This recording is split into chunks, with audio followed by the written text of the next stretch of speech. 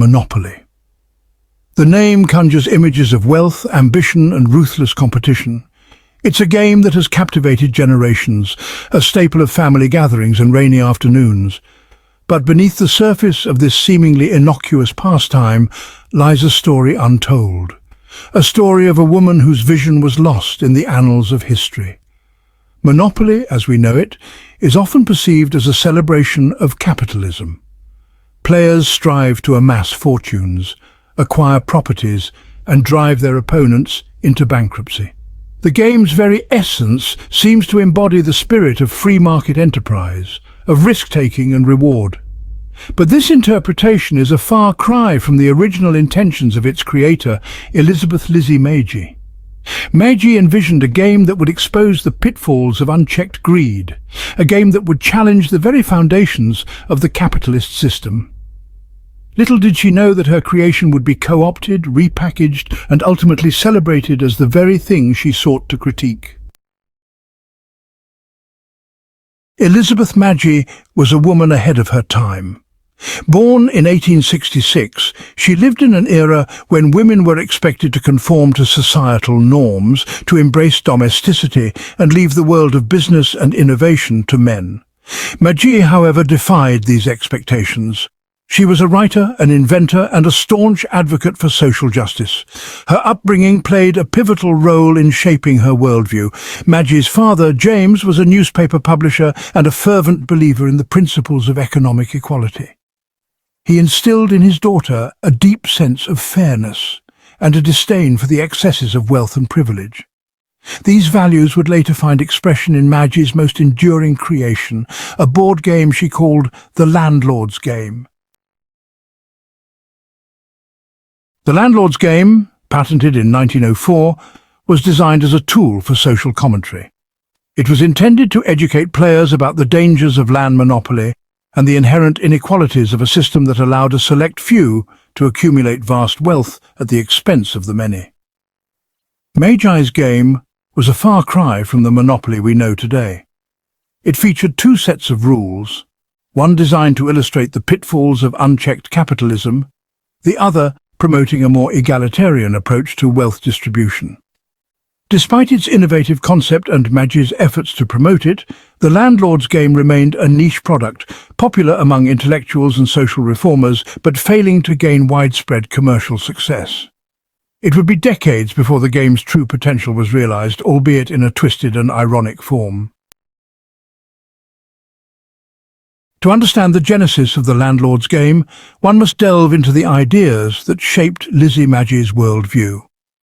Magie was a follower of Henry George, a 19th-century economist and social reformer who advocated for a single tax on land. George argued that land, as a gift of nature, should not be a source of private profit. He believed that the value of land was derived from the efforts of the community as a whole, and that this value should be taxed and redistributed for the benefit of all. Magie embraced George's ideas with fervour. She saw in his single tax theory a solution to the growing problem of income inequality and a path towards a more just and equitable society. The Landlord's game was her attempt to translate these complex economic theories into an accessible and engaging format. Section 5. A Game of Two Rules. The Landlord's game, as envisioned by Magie, was not a celebration of cutthroat competition, but a platform for exploring alternative economic models. The game featured two distinct sets of rules, each representing a different approach to wealth creation and distribution. The first set of rules, which Magie dubbed the monopolist rules, mirrored the dynamics of traditional capitalism. Players competed to acquire properties, charge rent, and ultimately drive their opponents into bankruptcy. The second set of rules, the prosperity rules, offered a stark contrast. Under these rules, players cooperated to create a more equitable distribution of wealth. Taxes were levied on monopolies and the proceeds were used to fund public projects, benefiting all players. Magie's dual-rule system was a testament to her belief that games could be more than just entertainment. They could be powerful tools for education, for sparking dialogue, and for challenging the status quo. Section 6. From Parlors to Universities. Despite its innovative concept, the Landlord's game initially struggled to find a wide audience. Magie self-published the game in 1906, and it slowly gained traction among a small but dedicated following. The game found particular resonance among intellectuals, social reformers, and academics. It was used in classrooms at prestigious universities like Harvard and Columbia as a tool for teaching economics and exploring the complexities of land ownership.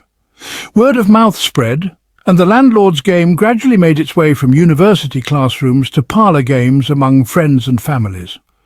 It was during this period of grassroots popularity that the game underwent a series of transformations, evolving through countless iterations and homemade versions. Little did Lizzie Magie know that one of these adaptations would soon eclipse her original creation, relegating her name to the footnotes of history. Section 7. Enter Charles Darrow. The story of Monopoly takes a fateful turn in the midst of the Great Depression. Charles Darrow, an unemployed salesman from Pennsylvania, stumbled upon a homemade version of the Landlord's game while visiting friends. Darrow, desperate for a source of income, immediately recognized the game's commercial potential. He set about refining the rules, creating a more visually appealing board, and ultimately patenting the game as his own creation. Darrow's Monopoly, stripped of its original social commentary and repackaged as a celebration of capitalist ambition, proved to be a runaway success. The game captured the zeitgeist of a nation grappling with economic hardship, offering players a fantasy world where fortunes could be made and dreams could be realized. Monopoly quickly became a national phenomenon, selling millions of copies and cementing Darrow's status as a self-made millionaire.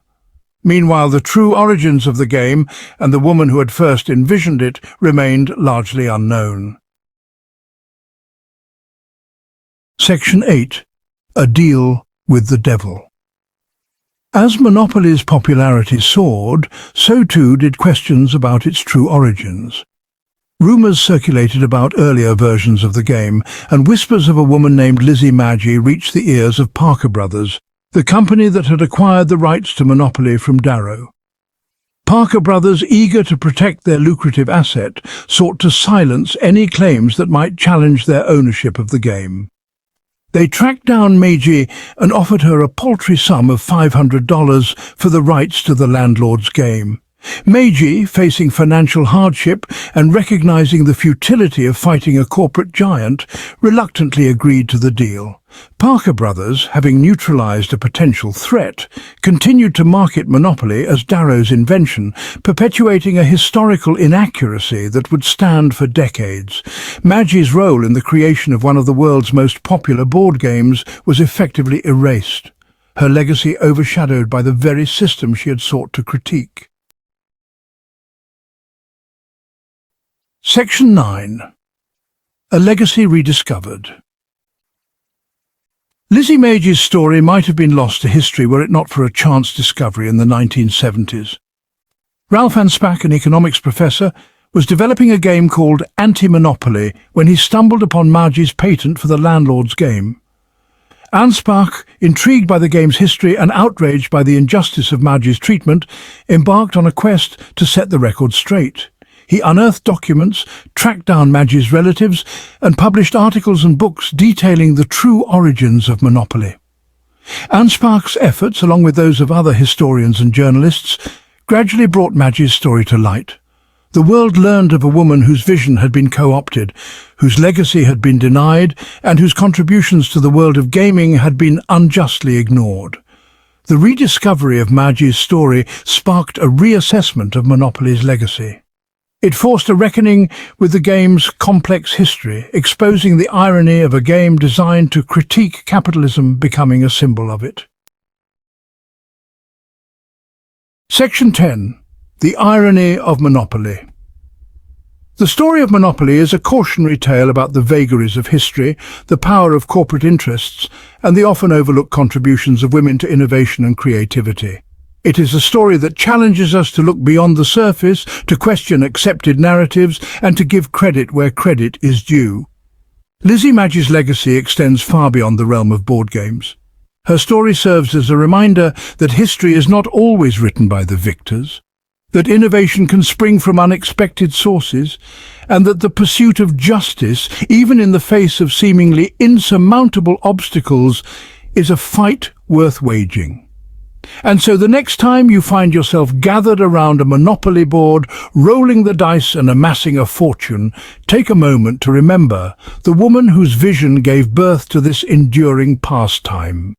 Remember Lizzie Magie, the landlord's critic, whose voice, though silenced for a time, ultimately found its way back into the conversation. So hit that subscribe button, ring the bell for notifications, and let's turn the page on a new adventure together. Get ready to experience books like never before, only on VBook 360. Like, comment, and share to support the channel and keep the video magic alive. Thank you for stopping by. And remember, every video has a story, and every story deserves to be shared. See you in the next video.